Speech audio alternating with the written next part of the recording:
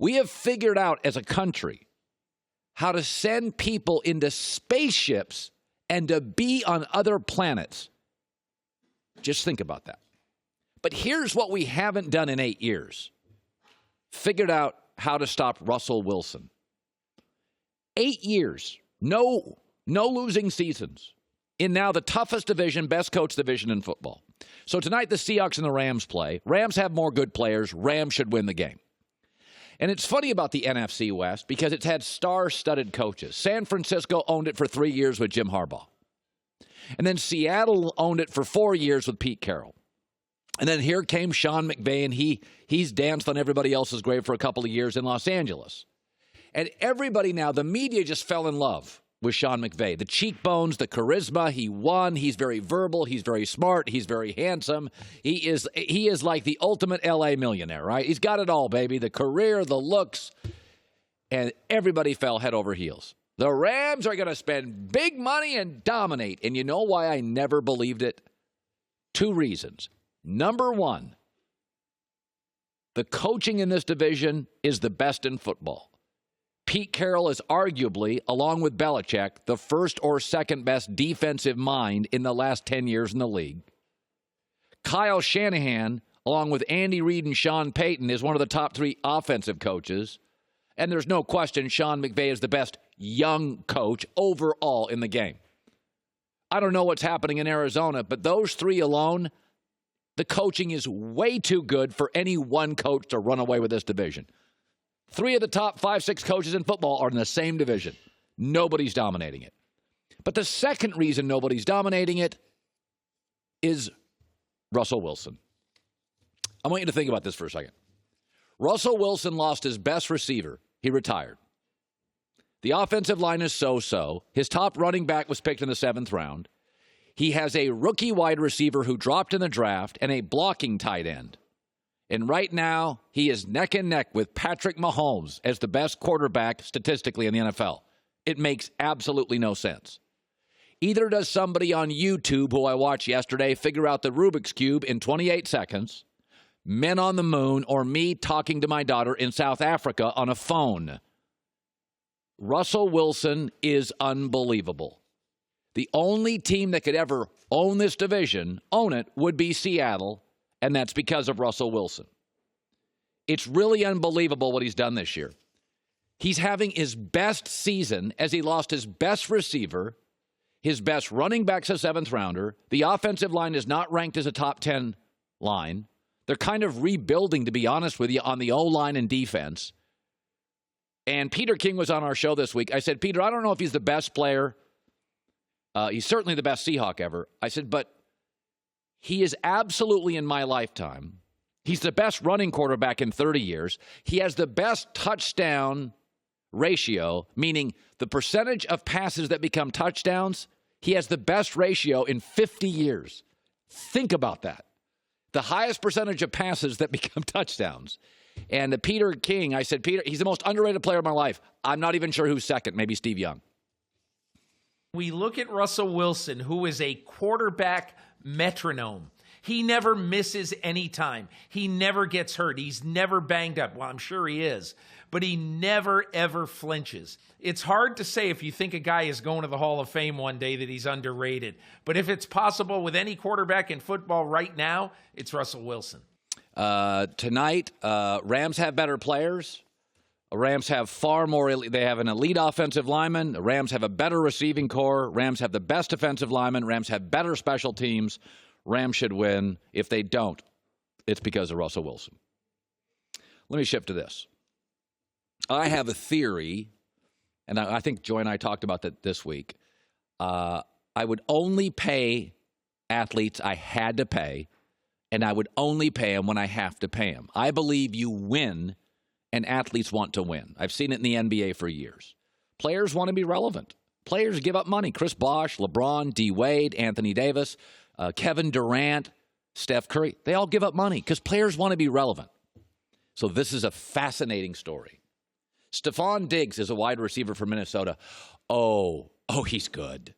He's really, really good. And he hasn't shown up for practice because his quarterback stinks, Kirk Cousins. Yesterday, the coach said, Mike Zimmer, I don't know where he's at. But it was interesting because he's been sending cryptic messages on Instagram and is now following a bunch of New England Patriots on Instagram. Isn't that interesting? I hear all the time, you got to pay this player to get him. Players want money, got to pay the man. And I'm like, I want you to think about this. Antonio Brown, who did he want to play for? The Patriots. OBJ in the summer, who did he want to play for? The Patriots. Stefon Diggs, yesterday on Instagram, who did he want to play for? New England doesn't pay anybody. The weather stinks. Not even Tom Brady's allowed to be a star. They have the hardest practices in the league, the most demanding coach, and a quarterback that if you don't memorize the playbook will ghost you. OBJ, AB, Stefon Diggs. I want to play with that team. You don't have to play stars. You have to win. Players want to win. NBA players want to win. LeBron, KD, Wade, Bosh, they want to be relevant. They want to be on TV in May and June. Their agents want them to be. Their shoe companies want them to be. Folks, once you got a net worth of $75 million, the money you make on interest is seven figures. You want to be in the game. You want to be invited to the party. You want to get shoe deals in China. You don't get that when you're watching the playoffs at home in Indiana. And all these so-called diva wide receivers, got to pay them. No, you don't. Deshaun Jackson, I want to play for Philadelphia. OBJ, AB, and now Stefon Diggs. They could play anywhere. Oh, Stefon Diggs is absurd. You know where he doesn't want to play? With Kirk Cousins. That's where he doesn't want to play. So once again, this is why I said the Rams took a big risk. We're going to pay everybody. New England's like, we're not going to pay anybody. We're just going to win. By the way, Michael Bennett, very Mr. Free Expression, Mr. Independent Thinker, Mr. Political Talk guy. Michael Bennett. I want to be a Patriot. Jamie Collins was a linebacker for New England. They wouldn't pay him. Went to Cleveland, made big money. Could have made more money on the market. He's now making a nickel. Went back to New England. You don't have to pay players. I mean, you have to pay occasional players on the market, like a LeBron. I get it. James Harden, Steph Curry, guys on the market. But the truth is, athletes want to be relevant. Athletes want to win. Athletes want to, like us, just be the best version of ourselves. Stefon Diggs might as well be a prank phone call. He's anonymous now in Minnesota.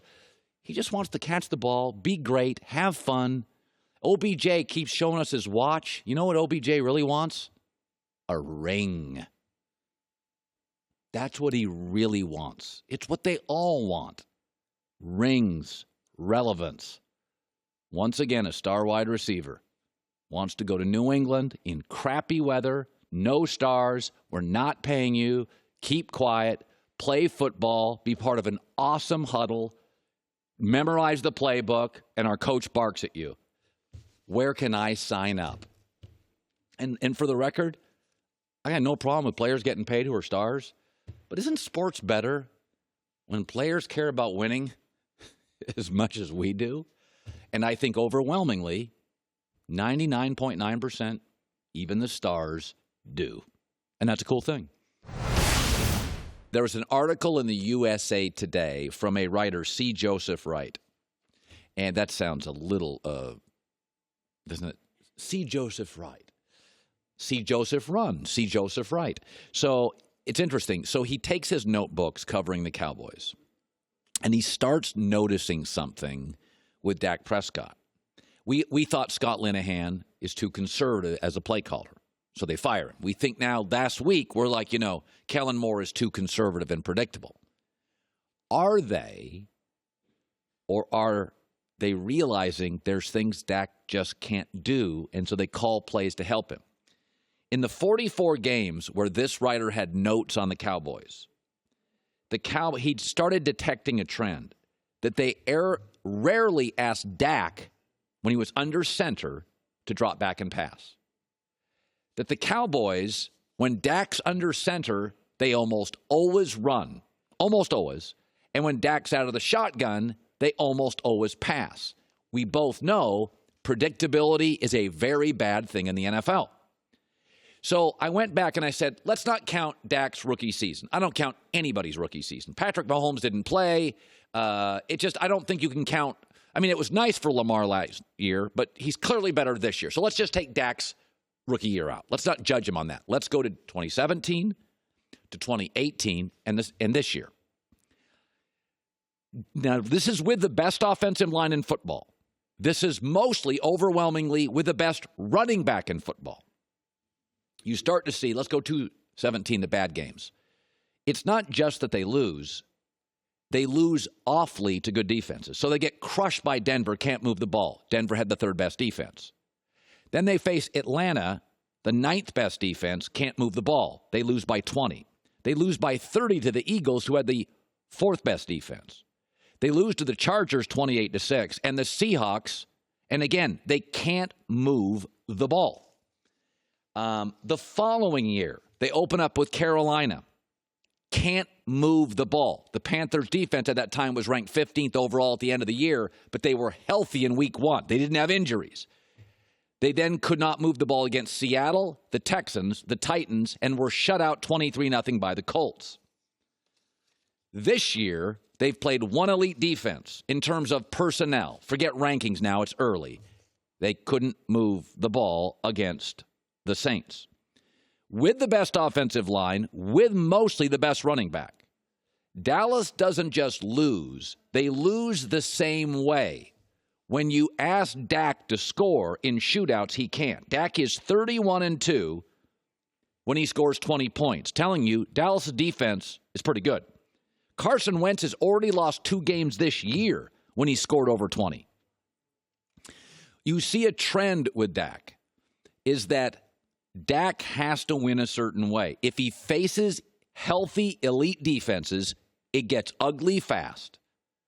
When he faces defense that are in top 10 or top defensive coaches, he can't move the ball consistently. Now, this doesn't mean Dak's not a franchise quarterback. But what it means is there is a formula for Dak.